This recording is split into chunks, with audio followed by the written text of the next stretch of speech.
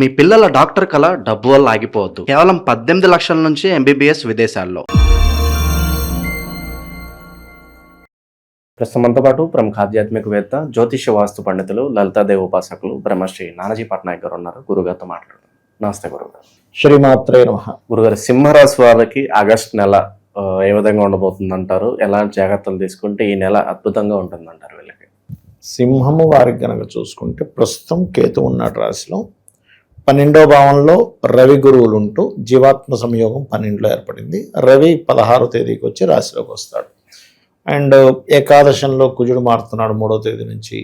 బుధుడు కుజుడు ఒక 3-4 రోజులు కలిసి ఉంటారు. దాని తర్వాత మళ్ళీ బుధుడు 12వ స్థానంలోకి వస్తాడు. సప్తమ రాహు అష్టమంలో వక్రించిన శని. ఇక చంద్రుడు అయితే 12 రాశులు తిరుగుతాడు. ఈ గ్రహస్థితిని అనుసరించి వీరికి ఎలా ఉండబోతుంది అంటే, గోచారం ఏ విషయాలకు బలంగా ఉంది, ఏ విషయాలకు బలహీనంగా ఉంది అనేటువంటి అంశాలు చెప్తుంది నేనైనప్పటికీ చెప్పిస్తుంది సాక్షాత్ లలిత అమ్మవారిగా భావిస్తూ, ఆ లలితాంబిక అమ్మవారి యొక్క అనుగ్రహం పరిపూర్ణంగా ఈ యొక్క సింహరాశి వారికి కలగాలని మనస్ఫూర్తిగా కోరుకుంటూ, ఇక్కడ ఎప్పుడైతే రాశిలో కేతు ఉన్నాడో, ఇన్ని రోజులు కేతుతో పాటు శుక్రుడు ఉండేవాడు. ఆ శుక్రుడు కొంచెం జరిగిపోయినందుకు కొంచెం ఏదో తెలియని ఒక అనీజినెస్ ఉండేది. ఫ్రీ అవుతుంది చెప్పాలంటే శుక్రకేతువులు రాశిలో నుంచి పక్కకు పోవడం వల్ల ఈ ఆగస్టు మాసం నుంచి. కాకపోతే ఎంతైనా 2లో వచ్చాడు కదా శుక్రుడు. కాబట్టి వీళ్ళు ఎక్కడైతే ఉద్యోగం చేస్తారో, లేదా అన్నదమ్ములు అక్క చెల్లెలు వరుస వాళ్ళకి ధన విషయంలో, మనీ మ్యాటర్స్ విషయంలోనే ఇబ్బంది వస్తుంది. వారికి వీరికి కమ్యూనికేషన్స్ విషయంలో కావచ్చేదనగా. అందుకని చేసే ఉద్యోగంలో కొలీగ్స్కి కానీ, అన్నదమ్ములు అక్క చెల్లెలు వరుస వారికి కానీ ఈ ధన విషయాల పట్ల జాగ్రత్తగా ఉండాలి ప్రధానంగా వీరు. ఇక వీరు ముఖ్యంగా చేయవలసినటువంటిది కాలభైరవుడి యొక్క అష్టకం చేసుకుంటే మంచిది. కొంచెం వివాహం విషయంలో గతంలో ఇంకా మిస్ అయిపోయిన సంబంధాలు వెనక్కి రావడం ఇలాంటివి కూడా ఉంటాయి చెప్పాలంటే. ఇక వీరికి ఇంకా బాగా కెరియర్లో ఇంకా బాగా ఇంప్రూవ్మెంట్స్ రావాలి అంటే ఓం శ్రీమాత శ్రీ మహారాజ్ని శ్రీమత్ సింహాసనేశ్వరి నమః చేసుకోవడం చాలా మంచిది. శుక్రవారాలు బుధవారాలు, ముఖ్యంగా శుక్రవారాలు బుధవారాలు కాదు కానీ మనీ మ్యాటర్స్ మాట్లాడేటప్పుడు కుటుంబ సభ్యులతో జాగ్రత్తగా ఉండాలి. అంటే ఆ చిన్న చిన్న మనీ మ్యాటర్సే కుటుంబ సభ్యులకి ఇంకో రకమైన ఆలోచన విధానం తెచ్చిపెడుతూ ఉంటుంది. భార్యాభర్త మధ్య సంబంధాల గురించి ఏమంటారు? శని రాహు గ్రహాలకు దీపారాధన చేయాలండి. అంటే కొంచెం ఏదైనా కానీ సప్తమంలో శని రాహు ఉంటూ శని వక్రిస్తున్నాడు కదా, ఈ భార్యాభర్తల సంబంధాల విషయంలో తెలియకుండానే వీళ్ళకి ఏదో అంటే గతంలో జరిగిపోయిన అంశాలు రావడం వల్ల మళ్ళా కొంత ఇబ్బంది వస్తూ ఉంటుంది. ఎప్పుడో జరిగిపోయింది ఒక 20 ఏళ్ళ క్రితం, మళ్ళీ ఆ విషయం బయటకు వస్తూ ఉంటుంది. ఇటువంటివి రాకుండా చూసుకోవాలి ముఖ్యంగా వీరు. ఇంకా లాంగ్ జర్నీస్ చేసే వాళ్ళకి ఏదన్నా సూచనలు ఇస్తారా?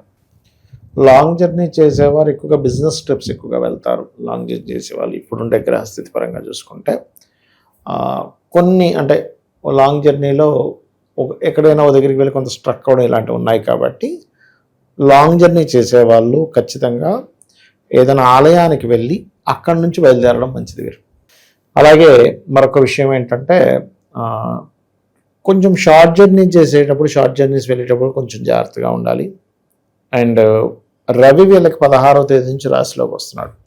అక్కడి నుంచి వీళ్ళకి తెలియని ఒక కాన్ఫిడెన్స్ లెవెల్స్ ఇవన్నీ పెరుగుతాయి కూడా. ఎందుకంటే ఇన్ని రోజులు కేతు ఉన్నాడు, రకరకాల గ్రహాలు వచ్చేళ్ళాయి. ఇప్పుడైతే సన్ వస్తాడు, ఓన్ హౌస్ కదా. ఆరోగ్యం ఇబ్బంది ఉన్న వాళ్ళకి ఆరోగ్యం బాగుపడడం కానివ్వండి, పేరు ప్రఖ్యాతలు రావడం కానివ్వండి, కొన్ని ప్రమోషన్స్ రావడం కానివ్వండి 16వ తేదీ నుంచి చాలా అనుకూలంగా ఉంది చెప్పాలంటే. అదేవిధంగా కొద్దిగా 16వ తేదీ నుంచి హోమ్ లోన్స్ కోసం, 16 కాదు దానికంటే ముందు నుంచి హోమ్ లోన్స్ కోసం చేసే ప్రయత్నం ఫలిస్తుంది వీరికి చెప్పాలంటే. అదేవిధంగా వివాహ సంబంధించిన విషయాలు మాత్రం వీళ్ళకి కొంచెం డిఫరెంట్ క్యాస్ట్ వాళ్ళతో అవ్వడం, వివాహము విదేశీ సంబంధాలు అవ్వడం అనేటువంటిది బలంగా చూపిస్తుంది. గతంలో ఎప్పటి నుంచో ఉండేటువంటి వర్క్ స్ట్రెస్ అంటారు చూసారా, ఉద్యోగంలో చేస్తున్నా సరే గుర్తింపు లేకపోవడం, అవమానాలు పడడం, కాస్త ఎక్కువ వర్క్ వీళ్ళకి ఇవ్వడం ఏదైతే జరుగుతూ వస్తుందో అది ఈ యొక్క ఆగస్టు మాసం నుంచి చాలా మటుకు తగ్గుతుంది. అయితే ఈ రవి గురు బుధ ఈ 12వ రాశిలో ఎప్పుడైతే ఈ గ్రహాలు ఉన్నాయో, ఈ ఇన్వెస్ట్మెంట్కి కరెక్ట్గా వీళ్ళకి ఆగస్టు 5వ తేదీ నుంచి ఆగస్టు 15వ తేదీ వరకు ఇన్వెస్ట్మెంట్కి సరైన సమయం. అదేవిధంగా ఏదైనా సేవ చేయడం వల్ల, ఇప్పుడు కొన్ని ఆర్ఫన్ హౌజెస్కి కానీ టెంపుల్కి వెళ్ళి కానీ అక్కడ సేవ చేస్తూ ఉంటాం, అటువంటి వాటికి చాలా బాగుంటుంది చెప్పాలంటే. ఇప్పుడు వీళ్ళకు ఉండేటువంటి గ్రహస్థితి చెప్పాలంటే ఈ మాసంలో అలాగే సెలబ్రిటీస్ కావచ్చు, రాజకీయ నాయకులకు విశేషంగా ఎలా ఉండబోతుంది అంటారు ఈ నెల? రాజకీయ నాయకులకి కనుక చూసుకున్నట్లయితే శని దృష్టి ఉంది ఎట్లాగో కొంచెం ఆ, వీళ్ళకి సక్సెస్ రేట్ అనేది ఎలా వస్తుందంటే కామన్ పీపుల్లోకి వెళ్ళి కలిసి మాట్లాడడం, వాళ్ళతో కూర్చోవడం, వాళ్ళతో చేస్తుంటారు చూసారా, అలాంటివి తొందరగా వీళ్ళు చేయగలిగితే బాగుంటుంది దాని ఇప్పుడు ఉండేటువంటి సిస్టమ్ పరంగా. పరిహారాల పరంగా ఏం చెప్తారు గురుగారు వీళ్ళకి? వీళ్ళకి పరిహారం అయితే నిద్రలేస్తూనే గణపతి ధ్యానం చేసుకోవడం మంచిది చెప్పాలంటే. ఎలాగో అష్టమ శని ప్రభావం తగ్గుతుంది, ఇప్పుడు వక్రించడం వల్ల తగ్గుతుంది చెప్పాలంటే. అండ్ అలాగే ఇంకొక విషయం ఏంటంటే వీరికి ఏదైనా స్వీట్ని అమ్మవారి దగ్గర పెట్టి దాన్ని నలుగురికి పంచి పెడితే ఫైనాన్షియల్గా బాగుంటుందని చెప్పొచ్చు. అదేవిధంగా ఓం సంపత్కరీ సమారూఢ సింధుర వ్రజసేవితాయే నమః అనే మంత్రం చేసుకోవడం చాలా మంచిది వీరికి. గురుగారు, ఆగస్టు 13 నుంచి మనకి శ్రావణ మాసం ఉంది. మరి ద్వాదశ రాశులందరికీ కూడా విశేషంగా అన్ని విధాలా కలిసి రావాలంటే ఎలాంటి పరిహారాలు చేసుకోవచ్చు అంటారు ఈ మాసంలో? శ్రావణ మాసంలో వెంకటేశ్వర స్వామి యొక్క ఆరాధన చేసుకోవడం చాలా మంచిది. వెంకటేశ్వర స్వామి సుప్రభాతంతో నిద్ర లేవడం, విష్ణు సహస్రనామాలు వినడం. వీళ్ళకి ఏమవుతుందంటే వెంకట అంటే పాపముని తీసేసేవాడు వెంకటేశ్వర స్వామి, ఈ కలియుగ దైవం. కాబట్టి వెంకటేశ్వర స్వామి ఆరాధన ఈ మాసం అంతా కూడా వీళ్ళు అంటే ఉదయం నిద్ర లేచిన వెంటనే కూడా కాస్త అంటే వీళ్ళు ఒక ఉపవాసంలాగా చేయాలనుకుంటే చేసుకోవచ్చు. అంటే ఒంటి పూట ఉండడం, ఇట్లా కొంచెం దీక్షలా తీసుకొని చేసుకుంటే చాలా మంచిది. శ్రావణ మాసంలో అన్ని రాసుల వారు కూడా తిరుపతికి వెళ్ళి వస్తే చాలా మంచిదండి. ఎందుకంటే కర్మస్థానంలో ఈ కాంబినేషన్ ఏర్పడుతుంది అమావాస్య తర్వాత చూసుకున్నట్లయితే.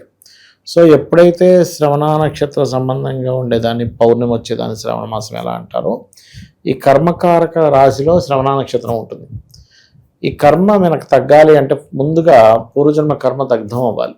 పూర్వజన్మ దగ్ధం అయ్యేటువంటి వాటిలో కొన్ని విధానాలు ఈ కలియుగంలో వెంకటేశ్వర స్వామిని ఆరాధించడము, లలిత చదువుకోవడము, సూర్య నమస్కారాలు చేసుకోవడం, అంటే సూర్య ఆరాధన చేయడము, లేకపోతే ఏదైనా క్షేత్రానికి వెళ్ళి అక్కడ ఏదైనా సేవ చేయడం చేస్తూ ఉండాలి. ఇవే ముఖ్యంగా చెప్పాలంటే.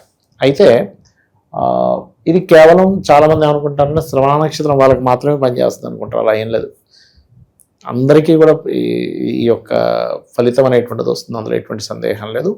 ఇంకా వీలైతే కనుక శివాలయం ఏదైనా ఉన్నట్లయితే శివుడికి పాలతో అభిషేకం చేసి వెంకటేశ్వర స్వామి ఆరాధన చేసినట్లయితే కూడా చాలా బాగుంటుంది.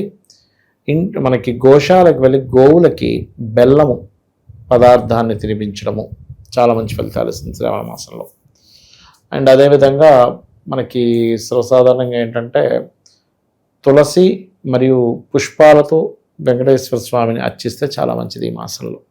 చాలామంది ఏం చేస్తుంటారంటే ఈ శ్రావణ మాసంలో వెంకటేశ్వర స్వామి యొక్క ఆరాధనతో పాటు ఈ 30 రోజులు కూడా తులసి మొక్క దగ్గర దీపారాధన చేస్తారు. దీనివల్ల కలిగే ఫలితాలు ఏంటంటే రోగ భయము నశిస్తుంది. శ్రావణ మాసంలో ఇంకా చెప్పాలంటే నదిలో దీపాలు వదలడం మంచిది. మరియు అదేవిధంగా బియ్యపు పిండి ఉంటుంది, బియ్యపు పిండితో ఒత్తులు అంటే బియ్యపు పిండితో మన కుందుల్లా తయారు చేసి వాటిలో దీపాలు పెడతారు శ్రావణ మాసంలో ప్రత్యేకంగా. అవి కూడా చాలా మంచి ఫలితాలు ఇస్తుంది. అందులో కొంతమంది నెయ్యిని వేసి నెయ్యితో దీపం పెట్టడం చేసినప్పుడు ఏమవుతుందంటే శ్రావణ మాసంలో చేసే ఈ కార్యక్రమం వల్ల ఉద్యోగ సంబంధించిన విషయంలో కొత్త ఉద్యోగ అవకాశాలు వస్తాయి నెయ్యితో దీపం పెట్టడం వల్ల అని చెప్పి అంటూ ఉంటారు. ఒకవేళ ఉద్యోగంలో చాలా ఇబ్బంది ఉందనుకునేటువంటి వారు ఓం మాణిక్య మకుటాకార జానుద్వై విరాజితాయ నమః, మళ్ళీ ఓం నమో వెంకటేశాయ ఇది కలుపుకొని చేసుకుంటే ఇంకా బాగుంటుంది. మంచి విశ్లేషణ అందించారు, ధన్యవాదాలు. శ్రీమాత్రే నమః.